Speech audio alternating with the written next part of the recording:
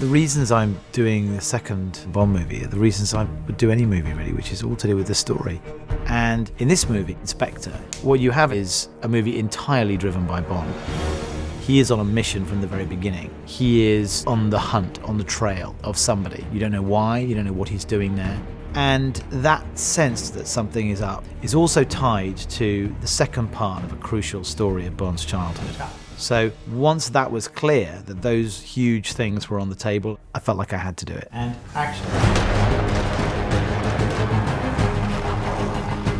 And then on top of that, I felt like I'd initiated Rafe as M, Naomie as Moneypenny, and Ben Whishaw as Q, and I wanted to tell the next stage of their stories and develop them as characters much, much more. And in this movie, in a way, they help him, and they all, in different ways, risk their careers and risk their livelihoods. And I think what's interesting about what's happened post-Skyfall is Bond is the one who has more experience than they do. And I think he's got a greater wisdom. And that's very much what the movie's about. It's about whether or not to pursue the life he's always pursued, whether he matters, and is he going to continue or not. And you'll have to come to see the movie to find out whether he does. We are in Austria, in the mountains, in a beautiful place called Soldin. It's very surreal. It looks like a painting, especially from a guy like me. I'm from the inner city. I grew up in the inner city. It's my first time ever on a mountain. I'm quite nervous at the moment, but I'm really excited and looking forward to starting the film. Action! Above all, we have to deliver an amazing sequence, and this is going to be one of the major action sequences of the movie, a jewel in the crown, so to speak, and it's going to be spectacular, and Austria seemed to offer everything that we needed to pull it off. It was a long journey for me through many countries to try and find this, and we found a very unique, modern facility that we were looking for. So here we are now, first day of shooting, and it's just absolutely amazing. There's all the difficulties of filming somewhere that's so cut off, coupled with the weather possibilities, the altitude, all those things. It's a real challenge to be up here, but the payoff is stunning scenery and an incredible location.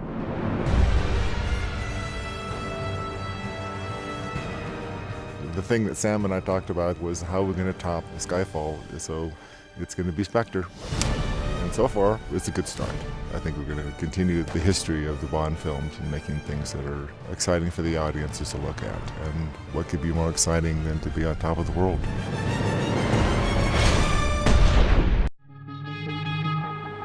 We've taken delivery now of 8 Aston Martins. These are bespoke, these have been specially built for this film. We've got our hero Aston Martins, which are just pristine to show their beauty. And then we've got stunt Aston Martins, which are fully roll caged up.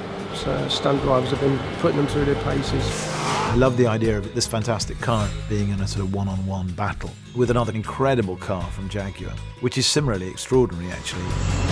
So it's a cat and mouse game through the nighttime streets of Rome at great speed between two of the fastest cars in the world, neither of which you'll have ever seen before.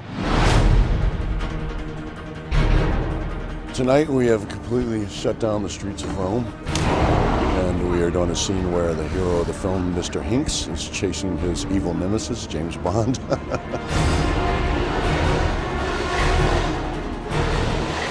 We have the Aston, which is obviously classic design, smooth, fast car. And then we have Hinks, who's a beast of a character in the beast of a car, which is the Jaguar CX-75. It's amazing. It's one of those scenes that's going to be very iconic, I think. Just with the two cars racing through the streets of Rome. I mean, how often do you see that? It's one of those things you only see in a James Bond film.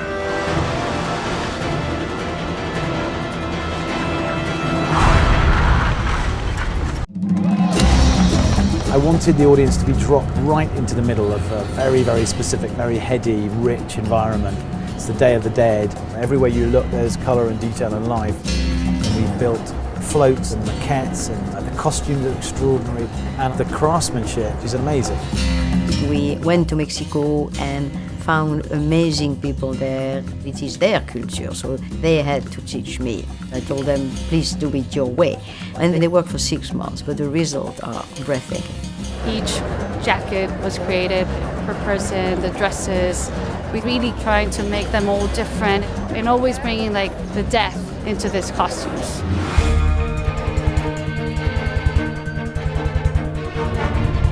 We have 1,500 extras, which is quite unique now to do that in costume.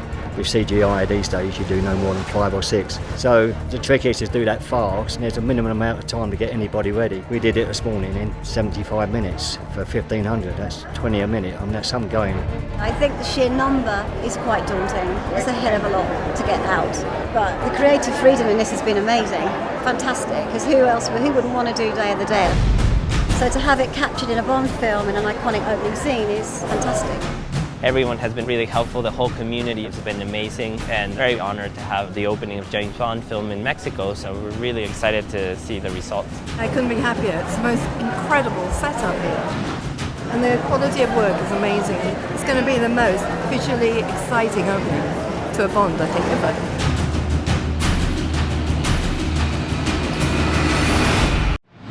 She's a doctor, she's intelligent and very sensitive and human character. She's an Italian widow with secrets. Her mafioso husband is killed and she risks the same thing happening to her. In Spectre, the two women who he hooks up with both have great mystery, they both have depths, and for that you need fantastic actresses. And I just thought, well, Monica Bellucci, makes sense in the story, makes sense with the ages of the characters we're dealing with, and she's a incredibly seductive presence in life and in the movie, and I'm thrilled she's in it. James Bond is a part of cinema history, and I respect so much all the James Bond girls because I think they are incredible actresses. And now we have Léa Seydoux. She's very beautiful and very talented, and she's a great James Bond girl. Madeleine, who's the character that Léa Seydoux's playing, needed to be soulful, feisty, and complicated.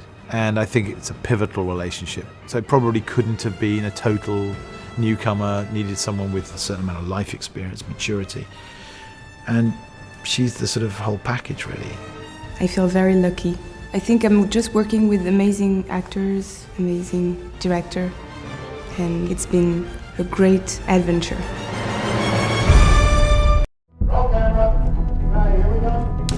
The philosophy of the Bond franchise, and mine particularly as a filmmaker, is to do things for real. So you have to roll up your sleeves and work it out. Coming into this film, Sam was really up the ante. We're going to be spread all over the place. We're going to Austria, which is a massive special effects stunt sequence. It's something that hasn't been done before, where we have 3 cars and planes. I think it's going to be a great scene, and the audience is going to love it.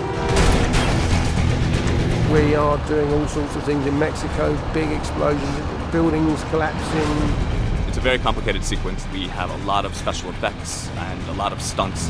So when Daniel's on the rooftop, he's actually on a rooftop in Mexico City. When we have helicopters flying over the square and down the streets, it's a real helicopter actually doing the stunts. And then there was Morocco, which was a huge sequence for us. I think it's certainly the biggest explosion I've ever done. It's going to be a real roller coaster ride. The tradition for Bond is always real stunts, real action, real explosions. There's nothing made in a computer, and that remains the case here. And so the ultimate goal is the kind of excitement, visceral excitement you can only get from live stunts.